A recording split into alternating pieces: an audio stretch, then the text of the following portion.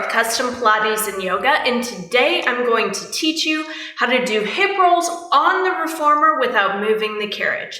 So if you have already done reformer work, you already know when we do hip rolls, which is also the same thing as a Pilates bridge, we're wanting to keep the carriage of the reformer in at the starting position. You don't want to slide out and bring it back in. Okay, so here's what you need to know to be able to do that. First off, you need to have your reformer set up correctly. So most reformers have their carriage and then they have a stopper back here. That stopper basically helps you set up for how tall you are, okay? So for me, I'm 5'5". This is a stop reformer.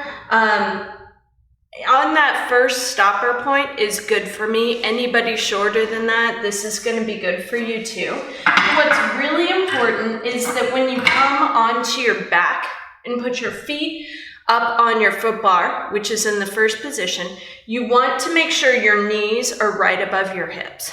Okay, if your knees are in closer toward your body, it means your stopper's not set in the correct position, and so you want to take a moment and move your stopper out. Now, similarly, if you have had a knee surgery in the past or a knee injury that prevents you from being able to fully bend your knee, you need to take that into account too. And so that might be another reason why you might move your carriage out, move your stopper out, is to give yourself some leeway with your knees, okay?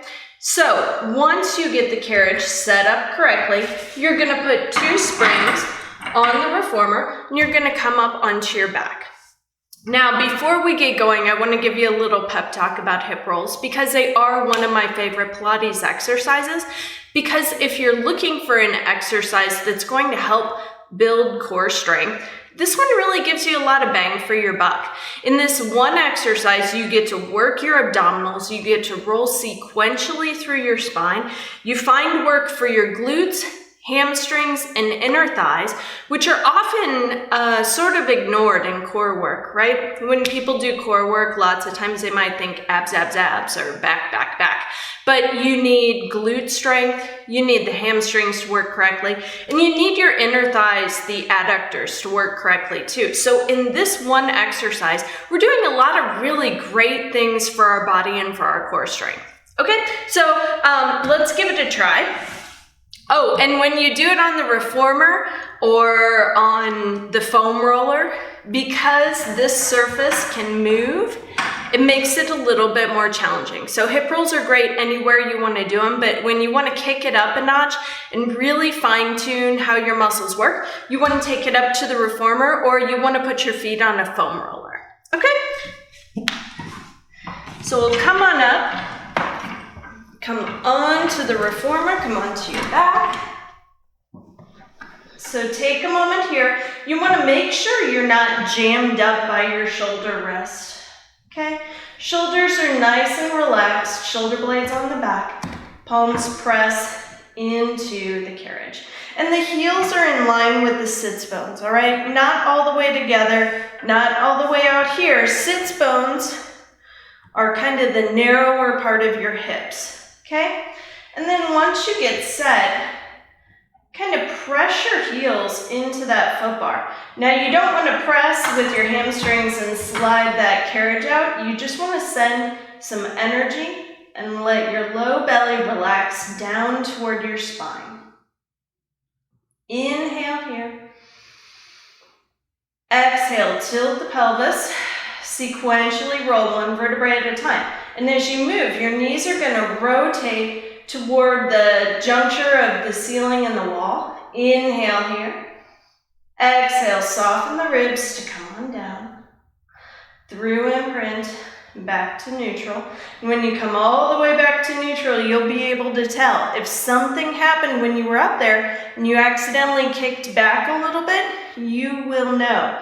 Now guys, for me, the key is where my knee placement is. So as I roll up, I think of letting my kneecaps kind of like pivot and rotate this way. Because if I try to keep them up facing the ceiling, I really close off my body and I don't give myself a lot of room to move. And so when I don't have a lot of room to move, my body's gonna send me backwards in order to find that space, okay? So think about letting your legs and your feet kind of rotate over the foot bar here as you move. So we're shifting from the knees being here to moving toward that foot bar. Okay, so we'll go again. Shoulder blades are on the back. Energy through the heels, hollow out the low belly. Inhale. Exhale, tilt the pelvis, roll on up. Energy through the inner thighs. See how my legs move? Inhale. Exhale, soften the ribs, come on down. Oop, and I'm kicking out because my hamstring's complaining. If something happens in your hamstring cramps, take a minute, stretch that leg out, shake it out, whatever you need. And lots of times that cramp can be an indicator of, hey, that's a super weak muscle, you should work that more. Sometimes it's just your body telling you, oh, you didn't drink enough water yesterday. So you have to figure that out for yourself. Let's go one more time. Energy through the heels, nice neutral spine, shoulder blades on the back. Inhale. Exhale, imprint, roll on up. Inhale.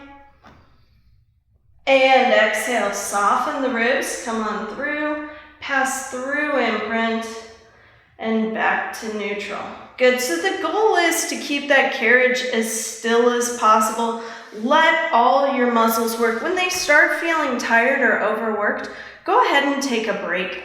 You don't need to force yourself to do 10 repetitions if your adductors are telling you you only have 3. Okay, just do your really good mindful 3 repetitions and try to add on more later. I hope that you have enjoyed this video. If you have, please give it a thumbs up and subscribe to my channel. And for more information on yoga and Pilates, please visit my website, www.custompilatesandyoga.com. Thank you.